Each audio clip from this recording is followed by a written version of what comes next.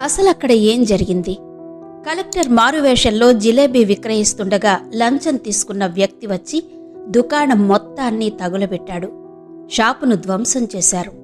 అప్పుడు కలెక్టర్ ఏం చేశారో తెలిస్తే మీరు కూడా షాక్ అవుతారు. ఫ్రెండ్స్, పూర్తి కథ గురించి తెలుసుకోవడానికి చివరి వరకు వీడియో చూడండి.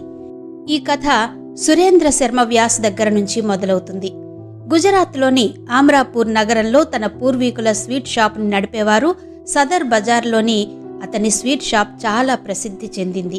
ఎందుకంటే అతని తాత మరియు ముత్తాత గత 120 సంవత్సరాలుగా దీన్ని నడుపుతున్నారు. సురేంద్ర వ్యాస్ తన పూర్వీకుల అదే బాధ్యతను తీసుకున్నారు. వాటిని తమ భుజాలపై మోస్తున్నారు. జీవితంలో అంతా సవ్యంగానే సాగింది. ఆ సమయంలో 12 సంవత్సరాల వయసున్న అతని కుమారుడికి ముఖేష్ శర్మ అని పేరు పెట్టారు. సురేంద్ర గారు తరచుగా దుకాణానికి పంపేవారు. కానీ అతనికి వ్యాపారంపై ఆసక్తి లేదు. అతను పెద్ద వ్యాపారవేత్త కావాలని కోరుకోలేదు, పెద్ద అధికారి కావాలనుకున్నాడు. ముఖేష్ పోలీసులను చూసినప్పుడు, కలెక్టర్ను చూసినప్పుడు, నేను వ్యాపారవేత్తగా మారితే నా కోసం మాత్రమే ఏదైనా చేయగలనని, కానీ నేను పోలీస్ అధికారిని అయితే సమాజానికి ఏదైనా చేయగలనని ముఖేష్కు అదే భావన ఉండేది. మీ పూర్వీకులు ఎంతకాలంగా ఈ షాప్ నడుపుతున్నారు? ఇప్పుడు మన కొత్త తరానికి మార్పు అవసరం, మరియు నేను దాని గురించి ఏదో ఒకటి చెయ్యాలి. నేను పెద్ద ఐపీఎస్ అధికారిని కావాలి. కానీ సురేంద్ర గారు తన ఒక్కగానొక్క కొడుకు ముఖేష్ను ఎప్పటికీ దూరం చేసుకోకూడదని కోరుకున్నారు. అందుకే సురేంద్ర తరచూ ముఖేష్ను షాప్లో కూర్చోమని బలవంతం చేసేవాడు. అయితే మీ విధిలో ఏది రాసినా అక్కడే ఉంటుందని చెబుతారు. తెలుసో తెలియకో ఇందులో ఎలాంటి మార్పులు చేయలేం. ముఖేష్ విషయంలోనూ అలాంటిదే జరిగింది. ఒకరోజు సురేంద్ర గారు తన స్వీట్ షాప్లో కూర్చుని ఉండగా బసంత్ మిశ్రా అనే పోలీసు విపరీతంగా మద్యం తాగుతూ అక్కడికొచ్చాడు. బసంత్ నోటిలో ఆల్కహాల్ వాసన వచ్చింది. 1 కిలో జీడిపప్పు, 1/2 కిలో జిలేబీ కట్టమని సురేంద్ర గారిని అడిగాడు. సురేంద్ర గారు వెంటనే కాజు కట్లీ, జిలేబీ కట్లీ ఇచ్చారు. అప్పుడు బసంత్ పోలీసు డబ్బు చెల్లించకుండా అక్కడి నుంచి కదలడం ప్రారంభించాడు. అప్పుడు సురేంద్ర గారు బసంత్ నాపి, సార్, బయలుదేరే ముందు నాకు డబ్బు ఇవ్వండి అన్నాడు. బసంత్ అనే పోలీస్ విపరీతంగా మద్యం సేవించాడు. బసంత్కు ఒక్కసారిగా మంటలు అంటుకున్నాయి. ఈరోజు నన్ను ఈ నగరానికి బదిలీ చేశారని సురేంద్ర గారికి చెప్పాడు. నేను వెళ్లే ప్రదేశంలో ఆహారం మరియు పానీయాల కోసం నా వద్ద డబ్బు లేదు. ఇది మీకు మరియు మీ దుకాణానికి చాలా మంచిది. ఆ రోజు సురేంద్ర గారు గుండెల మీద రాయి వేసి తాగుబోతు నోటికి ఎవరు కొట్టాలి అని అడిగారు. కానీ వారం తర్వాత మళ్లీ అదే పోలీస్ మద్యం మత్తులో సురేంద్ర గారి దుకాణానికి వచ్చాడు. మళ్లీ మిఠాయిలు కావాలని అడిగారు. వెళ్లేటప్పుడు డబ్బు ఇవ్వలేదు. కానీ ఈసారి సురేంద్ర గారికి కోపం వచ్చింది. మొదట మీరు డ్యూటీ సమయంలో మద్యం సేవించారని, అది తప్పని, రెండోది మీ యూనిఫామ్ను దుర్వినియోగం చేస్తున్నారని పోలీసుతో చెప్పాడు. ఇలా ఒకరిని వేధించి వ్యాపారవేత్తకు నష్టం కలిగించడం సరికాదన్నారు. అకస్మాత్తుగా ఆ దరోగా బసంత్కు కోపం వచ్చింది.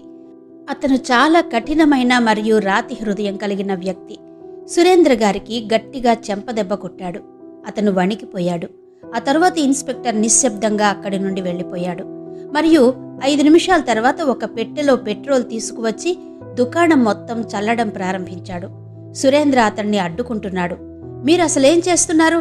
ఇలా చేయడం వల్ల మీరేమి పొందుతారు? స్ప్రింగ్ దరోగా ఎవరు? చుట్టూ పెట్రోల్ పోసి నిప్పంటించాడు. ఈ దృశ్యం చాలా షాకింగ్గా ఉంది. సురేంద్ర గారికి తన పూర్వీకుల దుకాణం అంటే చాలా ఇష్టం. కానీ 2 నిమిషాలు కూడా ఆ ప్రదేశంలో ఉంటే బాగుండేది. అవి కాలి బూడిదవుతాయి. ప్రాణాలు కాపాడుకునేందుకు దుకాణం నుంచి బయటకు రావాల్సి వచ్చింది. ఇన్స్పెక్టర్ తన వేలిని బసంత్ సురేంద్ర గారికి చూపించి అక్కడి నుంచి వెళ్లిపోయాడు. అతడిని ఎవరూ ఏమీ చెయ్యలేకపోయారు. తన పూర్వీకుల ప్రియమైన దుకాణం కాలిపోతున్నప్పుడు అతను తన కళ్లతో చూస్తున్నాడు. అతను కూడా సిగ్గుపడ్డాడు. తన పూర్వీకుల ఆస్తిని కాపాడడానికి ఏమీ చెయ్యలేకపోయాడు. అతని కళ్లలో నీళ్లు తిరిగాయి. అతని కళ్ళు ఎర్రబడ్డాయి. అతని కళ్ల ముందే కల మండుతోంది. విషయం కుటుంబ సభ్యులకు తెలియడంతో ముఖేష్, అతని భార్య రుచి శర్మ హుటాహుటిన అక్కడికి చేరుకున్నారు. దుకాణం దగ్ధమై దుకాణంలో ఏమీ మిగలలేదు. ఇక్కడ సురేంద్ర గారు పెద్ద షాక్కి గురై స్పృహ తప్పి పడిపోయారు. వెంటనే ఆయనను ఆసుపత్రిలో చేర్పించారు. నిజానికి ఈ మొత్తం విషయం ముఖేష్కు తెలిసినప్పుడు స్వీట్ షాప్ అతని హృదయానికి చాలా దగ్గరగా ఉంది. దీంతో ముఖేష్ తనను తాను ఆపుకోలేకపోయాడు. ఆ సమయంలో తండ్రిని ఏమీ చెయ్యలేకపోయాడు. లంచం తీసుకున్న దొంగ అతని జీవితాన్ని నాశనం చేశాడు. అలాంటి పోలీసు సమాజంలో సంస్కర్త పేరు మీద నల్లమచ్చ ఉందని తెలిసి సమాజానికి ఏదైనా చెయ్యాలనుకున్నాడు. సామాన్య ప్రజల భద్రత కోసం నేనే ఇప్పుడు బాధ్యతలు స్వీకరించి రంగంలోకి దిగాలి. ఆ సమయంలో సురేంద్ర గారు హాస్పిటల్ నుంచి ఇంటికొచ్చేసరికి పిచ్చివాడిలా ప్రవర్తిస్తున్నారు. అతని మానసిక సమతుల్యత క్షీణించింది. తరువాత అతను పోలీసుకు వ్యతిరేకంగా సాక్ష్యం చెప్పే స్థితిలో లేడు. ఆ సదర్ బజార్లో ఎవరూ ఆ పోలీసుకు వ్యతిరేకంగా వెళ్లాలని అనుకోలేదు. అందుకే ఈ పోలీసుపై ఎటువంటి కేసు పెట్టలేదు. కానీ ఒక వ్యక్తి తప్పు చేస్తే, అతను అఘాయిత్యాలకు పాల్పడితే ఏదో ఒకరోజు ఖచ్చితంగా దానికి పరిష్కారం దొరుకుతుందని చెబుతారు. ఇటీవల ఓ పోలీసుతో కలిసి నేరం చేసిన ఐష్ జీవితాన్ని గడుపుతున్నాడు. అక్కడ సురేంద్ర గారు మంచం మీద పడుకున్నారు. కానీ ఇప్పుడు ముఖేష్ అనుకున్నది నమ్మకంగా మార్చవలసి వచ్చింది. ఏది ఏమైనా తను అనుకున్నది చేయక తప్పలేదు. ఆయన జీవితంలో పెద్ద వ్యాపారమేమీ కాదు, బదులుగా అతను గొప్ప అధికారి కావాలనుకున్నాడు. ఆ రోజు ఆయన ఆలోచన నిజమేనని రుజువైంది. ఎందుకంటే సామాన్యులను పెద్ద మనుషులు, పోలీసులు చిన్న చీమల్లా పొరబడతారు. కానీ అదే సమయంలో సింహానికి పావు వంతు సింహం వస్తే అందరికీ న్యాయం జరుగుతుంది. ముఖేష్ రాత్రింబవళ్లు చదువుకోవడం మొదలుపెట్టాడు. గత 120 ఏళ్లుగా తన స్వీట్ షాప్ నడుస్తోందని, తన తాత ముత్తాత సురేంద్ర కోసం 120 ఏళ్లుగా చాలా డబ్బును వదిలిపెట్టారని, అందువల్ల అతనికి డబ్బు కొదవలేదు. డబ్బు గురించి పట్టించుకోలేదు.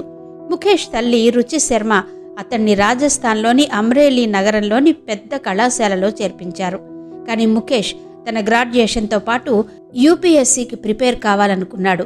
ఎందుకంటే అతను పెద్ద అధికారి కావాలనుకున్నాడు. అతను ఆ ఇన్స్పెక్టర్ను మించిపోవాలి. కాబట్టి అతను యూపీఎస్సీలో ఉత్తీర్ణత సాధించాలి. ఆ తర్వాత ముఖేష్ తల్లి అతన్ని ఢిల్లీలోని చాలా పెద్ద యూపీఎస్సీ కోచింగ్ సెంటర్లో చేర్పించారు. ముఖేష్ తన జీవితంలో పెద్ద కలెక్టర్ కావాలనే ఒకే ఒక లక్ష్యం ఉంది. దాని క్రింద మంత్రులు, అధికారులందరూ ఉన్నారు. సార్జెంట్స్ అందరూ పోలీసులే. తన పూర్వీకుల దుకాణాన్ని తగులుబెట్టిన పోలీసుకు గుణపాఠం చెప్పాల్సి వచ్చింది. ముఖేష్ రాత్రింబవళ్లు చదువుకుంటున్నాడని దుకాణం దగ్ధమై దాదాపు 7-8 ఏళ్లు గడిచిందన్నారు.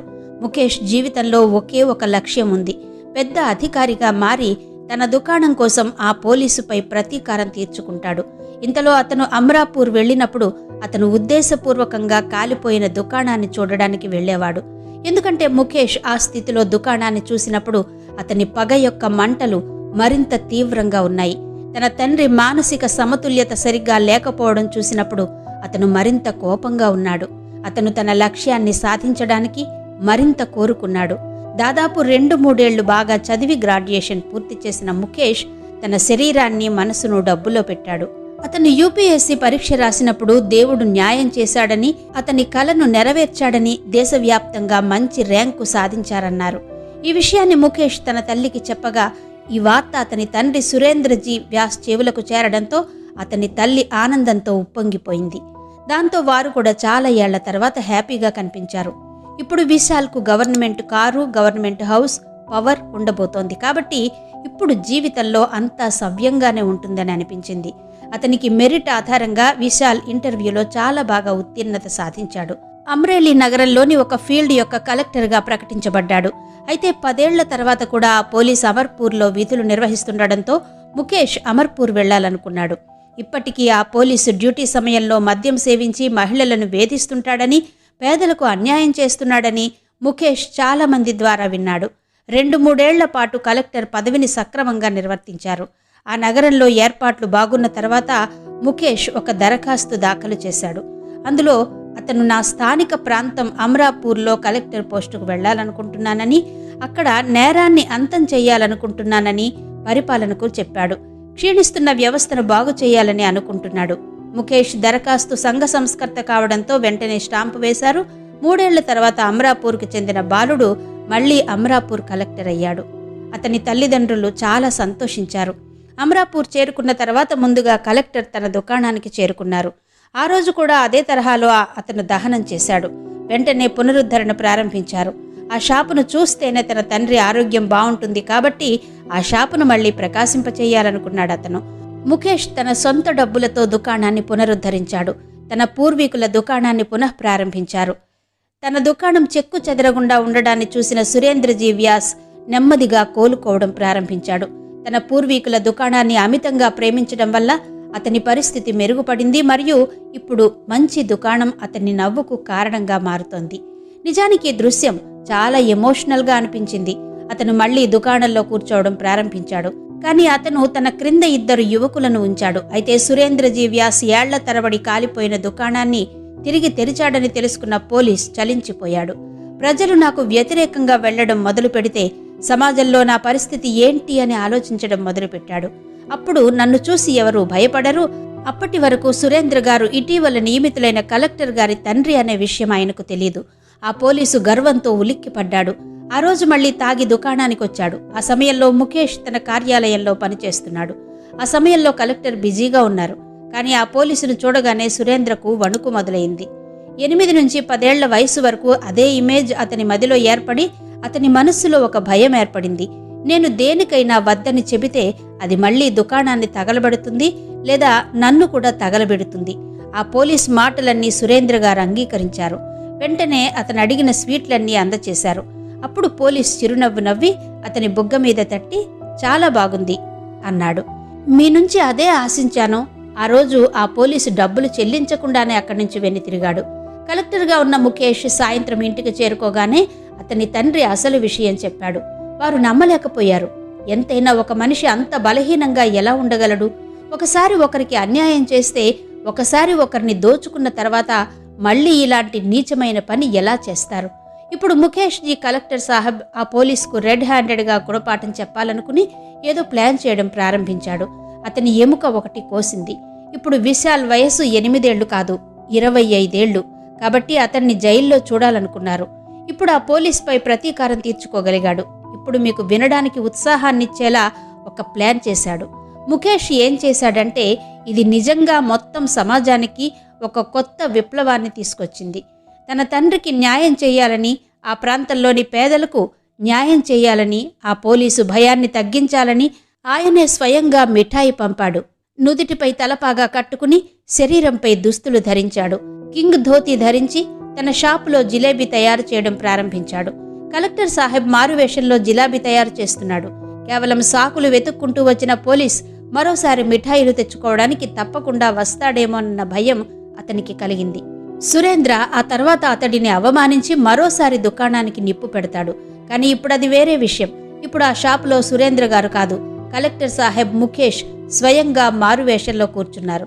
కొద్దిసేపటి తర్వాత పోలీసులు అక్కడకు వచ్చేసరికి విపరీతంగా మద్యం సేవించాడు. కలెక్టర్ను గుర్తుపట్టలేక మీ మాస్టారు ఎక్కడున్నారు అని అడిగారు. మీరు ఈ దుకాణానికి కొత్త సేవకుడవుతారా?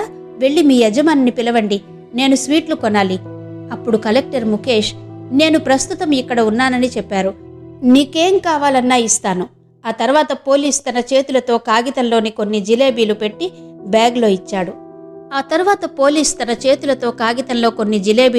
బ్యాగులో పెట్టి అక్కడి నుంచి వెళ్లడం ప్రారంభించాడు. అప్పుడు కలెక్టర్ ముఖేష్ అతన్ని ఆపి డబ్బు ఇవ్వమని అడిగారు. అప్పుడు పోలీస్ నేను గత 10 నుండి 12 సంవత్సరాలుగా నగరంలో ఉన్నానని చెప్పడం ప్రారంభించాడు. ఇప్పటి వరకు నన్ను ఎవరూ డబ్బులు అడగలేదు. మీ స్టేటస్ ఏంటి? కూలీగా ఉండండి, కూలీలా జీవించండి, బాస్ అవ్వడానికి ప్రయత్నించకండి. మీ బాస్ కూడా నన్ను డబ్బు అడిగే ముందు 10 సార్లు ఆలోచిస్తారు. కానీ వేషంలో వచ్చిన కలెక్టర్ సాహెబ్ ముఖేష్ మొండిగా ఉన్నాడు. ఆ పోలీస్ చేతిని పట్టుకుని మీరు మీ ఇంట్లో పోలీస్ కాబోతున్నారు, మీరు చెల్లించకపోతే మీరు ముందుకు సాగలేరు అన్నారు. ఇది విన్న పోలీసుకు కోపం వచ్చింది. కోపంతో వణికిపోయి స్వీట్లన్నీ ఒక్కొక్కటిగా విసిరేసి కోపంగా చెప్పడం మొదలుపెట్టాడు. 12 ఏళ్ల క్రితం నా దుకాణాన్ని తగులబెట్టాను. ఈరోజు నేను మళ్లీ చేయవలసి ఉంటుందని అనుకుంటున్నాను. కలెక్టర్ ముఖేష్ ముఖంలో స్ట్రింగ్ కెమెరా ఉందని తెలివి తక్కువ పోలీసుకు తెలియదు. ఆ పోలీస్ చర్యలన్నీ గమనిస్తూనే ఉన్నాడు. అందుకే అంత ఓపిక చూపిస్తున్నాడు. ముఖేష్ కావాలనుకుంటే ముందుగా చెంపదెబ్బ కొట్టేవాడని, అయితే ముందుగా సాక్ష్యాధారాలు రాబట్టాలని కోరాడు. తన డ్రామాలన్నీ చేసిన వెంటనే ఇప్పుడు నిజాన్ని అందరి ముందు తీసుకురావాల్సిన సమయం ఆసన్నమైంది. ముఖేష్ కావాలనుకుంటే ముందుగా చెంపదెబ్బ కొట్టేవాడని, అయితే ముందుగా సాక్ష్యాధారాలు రాబట్టాలని కోరాడు. తన డ్రామాలన్నీ చేసిన వెంటనే ఇప్పుడు నిజాన్ని అందరి ముందుకు తీసుకురావాల్సిన సమయం ఆసన్నమైంది. కలెక్టర్ సాహెబ్ ముఖేష్ నుదిటిపై ఉన్న కండువాను తొలగించి వెంటనే చుట్టుపక్కల ఉన్న కొందరు పోలీసులను పిలిపించారు. అప్పటికే అతను ఫోన్ చేసి ఆ తాగుబోతు పోలీసును గట్టిగా చెంపదెబ్బ కొట్టి నేను ఈ నగరానికి కలెక్టర్ని, ఈరోజు మీరు చాలా చెడ్డ ఉచ్చులో చిక్కుకున్నారు. పోలీసుకు వణుకు మొదలైంది. తను ఎంత పెద్ద తప్పు చేశానో అతనికి తెలుసు. అప్పుడు తన చిన్నతనం కావడం కష్టమని, అందుకే తన కాళ్లపై తాను కూర్చుని కలెక్టర్కు క్షమాపణలు చెప్పి ఈరోజు తర్వాత అలాంటిదేమీ చెయ్యనని చెప్పారు. నేను తప్పు చేశాను, నన్ను క్షమించండి. అప్పుడు కలెక్టర్ సాహెబ్ మాట్లాడుతూ, మీరు చేసిన మొదటి తప్పు డ్యూటీ సమయంలో మద్యం సేవించడమే అన్నారు. ఈరోజు మాత్రమే కాదు, గత 10 సంవత్సరాలుగా మీరు దీన్ని చేస్తున్నారు. మొత్తం వ్యవస్థ చెడ్డది కాబట్టి మిమ్మల్ని ఎవ్వరూ ఆపలేరు. కానీ వ్యవస్థను మార్చడానికి వచ్చాను. నా పేరు ముఖేష్. మీరు 10 నుంచి 12 ఏళ్ల క్రితం సురేంద్ర గారి దుకాణం నడిపారు. నేను వాళ్ల సొంత అబ్బాయిని. ఆ సమయంలో నేను నిశ్చయించుకున్నాను, ఏదో ఒకరోజు తప్పకుండా మీకు గుణపాఠం నేర్పుతాను. ఈరోజు కూడా అదే చేస్తున్నాను. అప్పుడు ఆ పోలీస్, పగ తీర్చుకోవడానికే ఇదంతా చేస్తున్నావా అనడం మొదలుపెట్టాడు. అప్పుడు కలెక్టర్ సాహెబ్, నేను మీపై ప్రతీకారం తీర్చుకోవాల్సి వచ్చిందని, కానీ ఈరోజు నేను మీకు గుణపాఠం నేర్పిస్తున్నానని, మిగిలిన పేదలకు న్యాయం చేస్తున్నానని అన్నారు. అప్పుడు కలెక్టర్ సాహెబ్, నేను మీపై ప్రతీకారం తీర్చుకోవలసి వచ్చిందని, కానీ ఈరోజు నేను మీకు గుణపాఠం నేర్పిస్తున్నానని, మిగిలిన పేదలకు న్యాయం చేస్తున్నానని అన్నారు. ఎందుకంటే గత 10-12 ఏళ్లలో మీరు చాలా మంది దుకాణదారుల వస్తువులను దోచుకుని ఉంటారు. మీ యూనిఫామ్ వైభవాన్ని చిందిస్తూ మీరు వారికి అన్యాయం చేసి ఉంటారు. నేను అస్సలు సహించలేను. నేను మిమ్మల్ని శిక్షిస్తాను. అనంతరం వీడియోగ్రఫీ సాక్ష్యాలను కోర్టుకు సమర్పించారు. వెంటనే కోర్టు ఆ పోలీసును సస్పెండ్ చేసింది. 20 లక్షల జరిమానా, 7 ఏళ్ల కఠిన కారాగార శిక్ష విధించింది. ఇది నిజంగా గొప్ప న్యాయం. ఈ విషయం విన్న సురేంద్ర కూడా తన కుమారుడు కలెక్టర్ సాహెబ్ ముఖేష్ నగరం మొత్తాన్ని శాసించడం పట్ల చాలా గర్వపడ్డాడు. వాటిపై పత్రికల్లో చర్చ జరిగింది. ఇప్పుడు తమ దారిలో ఉన్న పెద్ద ముళ్లను తొలగించడంతో ఆ ప్రాంతంలోని చాలా మంది చాలా సంతోషంగా ఉన్నారు. ఆ పోలీసు వారిని ఇబ్బంది పెట్టాడు. ఇప్పుడు అందరూ విశాల్జీ, కలెక్టర్ సాహెబ్ను పొగడ్తలతో ముంచెత్తుతున్నారు. ఇప్పుడు అతని జీవిత లక్ష్యం కూడా నెరవేరింది. సంఘ సంస్కరణకు కూడా ఆయన చాలా మంచి పని చేశారు. సో ఈ కథ మామూలు కథ కాదు. ఈ కథ ఒక యథార్థ కథ ఆధారంగా రూపొందించబడింది. మీకెలా నచ్చింది? మీకు ఈ వీడియో నచ్చితే లైక్ చేసి కమెంట్ బాక్స్లో పెట్టండి. జై శ్రీరామ్ అని రాయండి.